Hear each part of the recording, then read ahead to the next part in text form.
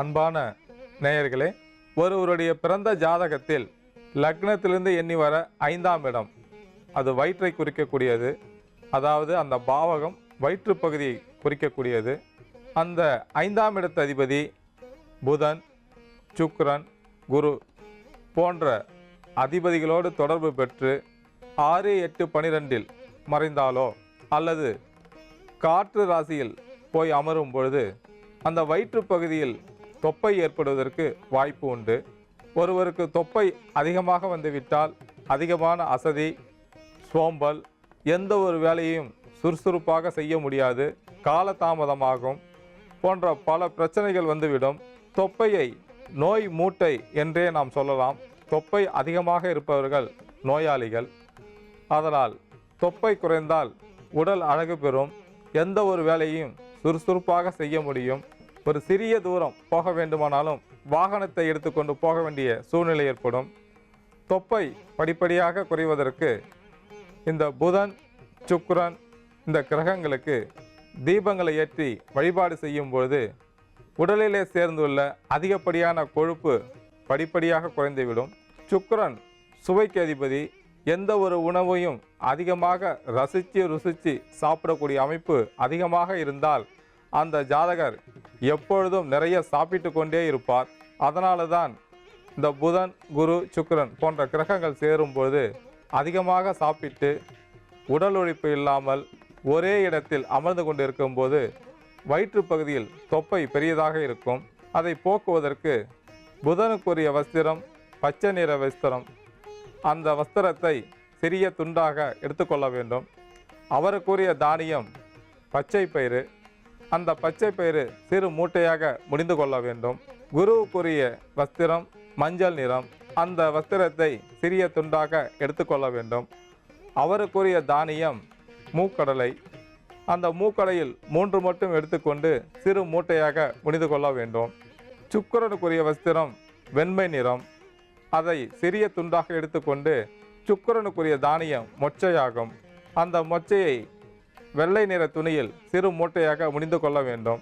இந்த தீபங்களை நெய்யில் நன்றாக ஊற வைத்து வெள்ளிக்கிழமை காலை வேளையில் நவகிரக சந்நிதியில் இந்த கிரகங்களுக்கு தீபமேற்றி வழிபாடு செய்ய வேண்டும். குறிப்பாக பூர நட்சத்திரத்து அன்று அதிக கொழுப்பு சத்து உடலில் உள்ளவர்கள், அதாவது கெட்ட கொழுப்பு சத்தை உடையவர்கள், பூர நட்சத்திரத்து அன்று சுக்கிர பகவானுக்கு புளியோதரை பிரசாதம் செய்து அர்ச்சனை செய்து அந்த கோயிலுக்கு வரக்கூடிய பக்தர்களுக்கு விநியோகிக்கும் போது படிப்படியாக அவர் உடலில் உள்ள கொழுப்பு சத்தானது படிப்படியாக குறைந்து ஒரு நல்ல ஆரோக்கியமான உடல்நிலையை பெறுவதற்கு இந்த பரிகாரம் உதவியாக இருக்கும்.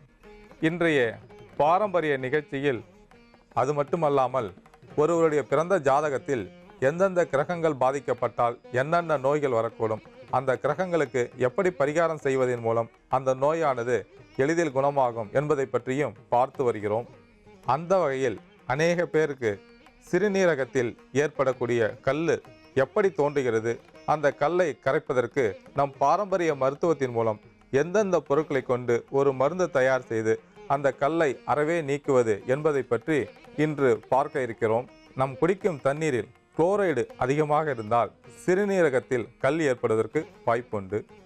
ஒரு நாளைக்கு குறைந்தது 3 லிட்டர் தண்ணீர் அளவிற்கு குடிக்க வேண்டும் பெரியவர்கள்.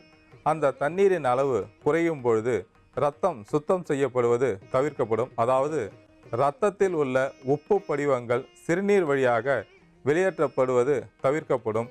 அதனால் அந்த இரத்தத்தில் உள்ள உப்பு படிவங்கள் சிறுநீரகத்தில் வந்து உப்பு கற்களாக மாறுவதற்கு வாய்ப்புண்டு.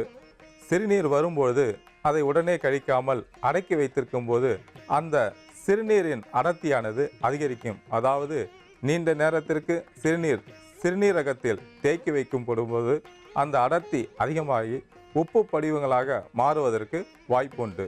புகை, மது பழக்கம் போன்ற தீய பழக்க வழக்கங்களாலும் கொழுப்பு நிறைந்த உணவு வகைகளை அடிக்கடி எடுத்துக்கொள்வதாலும் சிறுநீரகம் பழுது அடைவதற்கு காரணங்களாக இருக்கின்றன.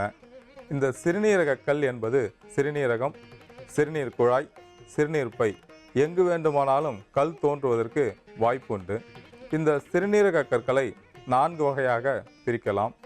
அதாவது கால்சியம் கற்கள், யூரிக் அமில கற்கள், ஸ்ட்ரூவைட் கற்கள், சிஸ்டின் கற்கள் என்று 4 வகைகள் உள்ளன. இந்த கற்கள் உருவாவதற்கு கால்சியம் பாஸ்பேட், கால்சியம் ஆக்சலேட் என்ற உப்பு படிவங்கள் தான் சிறுநீரகத்தில் கற்களாக மாறுகின்றன. சிறுநீரகத்தில் கல் தோன்றினால் முதுகு பகுதியில், அதாவது கீழ் முதுகு பகுதியில் வலி அதிகமாக இருக்கும், அடி வயிற்றில் வலி அதிகமாக இருக்கும். சிறுநீர் கழிக்கும்போது இரத்தம் சேர்ந்தே வரும். ஒரு சிலருக்கு சிறுநீர் கழிக்கும்போது அதிக வலியும் அதிக எரிச்சலும் ஏற்படும். சிலருக்கு சிறுநீர் வெளியேறாமலே சிரமப்படுவார்கள். இந்த சிறுநீரகத்தில் கல் ஏற்படாமல் இருப்பதற்கு நாம் மதுப்பழக்கம், புகைப்பழக்கம் போன்றவற்றை அறவே நீக்க வேண்டும். கொழுப்பு நிறைந்த உணவு வகைகளை குறைக்க வேண்டும். நாம் குடிக்கும் தண்ணீரில் குளோரைடு அளவு குறைவாக இருக்க வேண்டும். சுத்தமான தண்ணீரை காய்ச்சி பருக வேண்டும். குடிக்கும் தண்ணீரில் சிறிதளவு ஜீரகத்தை போட்டு கொதிக்க வைத்து அதை வடிகட்டி தினசரி குடித்து வரும்போது சிறுநீரகம் பழுதுபடாமல் காக்கப்படும். ஒரு நாளைக்கு குறைந்தது 3 லிட்டர் அளவிற்கு தண்ணீர் குடிக்க வேண்டும். முக்கியமாக சிறு குழந்தைகளுக்கு அவர்களுக்கு தண்ணீர் தேவைப்படும் போது உடனடியாக கொடுத்து அவர்களது தாகத்தை தீர்க்க வேண்டும். சிறுவர்களுக்கு சிறுநீர் வரும்பொழுது உடனடியாக வெளியேற்றுமாறு அறிவுறுத்த வேண்டும். அந்த சிறுநீரகம் தேங்கி நாளடைவில் உப்பு படிவங்களாக மாறி சிறுநீர் கற்கள் உருவாவதற்கு வாய்ப்புண்டு. நாம் உண்ணக்கூடிய உணவில் கீரை வகைகளையும் காய்கறிகளையும் எடுத்துக்கொள்ள வேண்டும். அதாவது நீர்ச்சத்துள்ள காய்கறிகளையும் கீரை வகைகளையும் எடுத்துக்கொள்ள வேண்டும். தினசரி இளநீர் பருக வேண்டும். இளநீரை பருகும் பொழுது அந்த சிறுநீரகம் சுத்தப்படுத்தப்படும். சிறுநீரகத்தில் கல் தோன்றும் போது கால்சியம் சத்து குறைவாக சாப்பிட வேண்டும். முருங்கைக்கீரையை எடுத்துக்கொள்ளும் பொழுது அந்த நேரத்தில் அவர்களுக்கு தாங்க முடியாத வலி ஏற்படும். சிறுநீரகத்தை இவ்வாறாக பாதுகாக்கும் பொழுது சிறுநீரகத்தில் கல் ஏற்படுவது அறவே தவிர்க்கப்படும். இதையும் மீறி சிறுநீரக பாதிப்பு ஏதேனும் இருந்தால் நம் பாரம்பரிய மருத்துவத்தின் மூலம் எந்தெந்த மூலிகை பொருட்களை கொண்டு ஒரு மருந்து தயார் செய்து அந்த சிறுநீரக கல்லை அறவே நீக்குவது என்பதை பற்றி இப்பொழுது பார்க்க போகின்றோம். சிறுநீரகத்தில் ஏற்பட்டுள்ள கல்லை வெளியேற்றுவதற்கு நம் பாரம்பரிய மருத்துவத்தின் மூலம் எடுத்துக்கொண்ட பொருட்கள் சிறுநெரிஞ்சில், சிறுபீளை, இந்துப்பு, ஜீரகம், மிளகு. சிறுபீளை என்பது சாலையோரங்களிலும் நீர்ப்பாங்கான இடங்களிலும் தானாக வளரக்கூடியது. இதில் சிறுபீளை, பெரும்பீளை என்று 2 வகை உண்டு. இந்த சிறுபீளையில் வெள்ளை நிற பூக்கள் சிறியதாக இருக்கும். இதன் இலை சிறிய அளவில் வட்ட வடிவமாக இருக்கும். இது ஒரு குத்துச்செடியாகும். இந்த சிறுபீளை சமூலத்தை ஒரு கைப்பிடி எடுத்து கீழா நெல்லியுடன் சேர்த்து அரைத்து மோரிலே கலக்கி உட்கொண்டு வரும்போது பெண்களுக்கு ஏற்படக்கூடிய வெள்ளைப்படுதல் என்ற நோயை அறவே தீர்க்கும். இந்த சிறுபீளை இலையை ஒரு பிடி எடுத்து இதர கீரைகளோடு சேர்த்து சாப்பிட்டு கொண்டு வரும்போது இரத்தத்தில் உள்ள மாசுகளை வெளியேற்றக்கூடியது.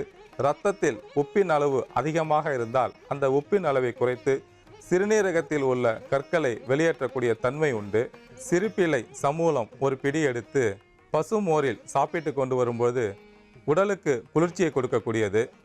சிறுபீளை சமூலம் ஒரு பிடி எடுத்து மருதம்பட்டை, அசோகப்பட்டை இந்த பொருட்களோடு நன்றாக அரைத்து பசுமோரில் சாப்பிட்டு கொண்டு வரும்போது பெண்களுக்கு மாதவிடாய் கோளாறு ஏதேனும் இருந்தால் அந்த மாதவிடாய் கோளாறு சரியாகும்.